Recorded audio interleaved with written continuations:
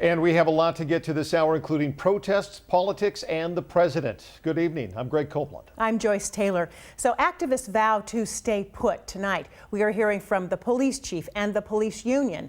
And President Trump does have some choice words about what's going on here.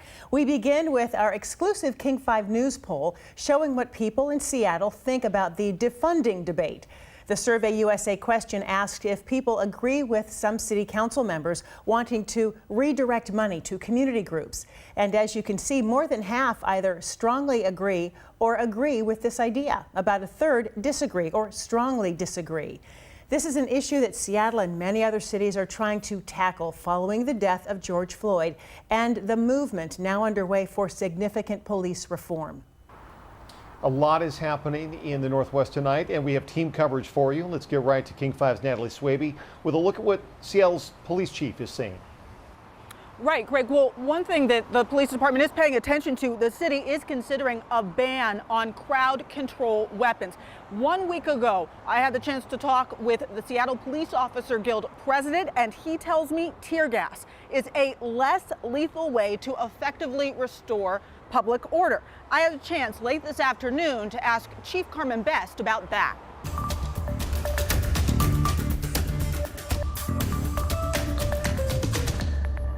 Public order, would you agree with that? It has been historically known through evidence and other research that the use of CS, otherwise known as tear gas that is, can often be a less lethal way of dispersing a crowd without having to go hands-on, without using just our PR-24s and our riot batons. So it has been determined to be less dangerous to do that.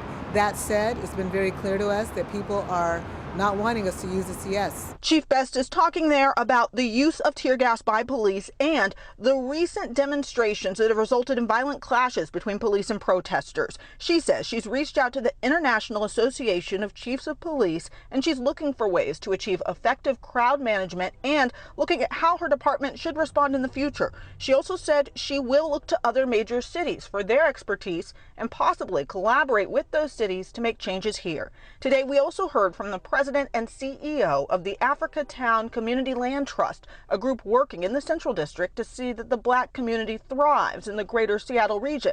I ask about the effort by some Seattle council members to put a ban on crowd control weapons in the city. Should Seattle put some restrictions on how police control crowds?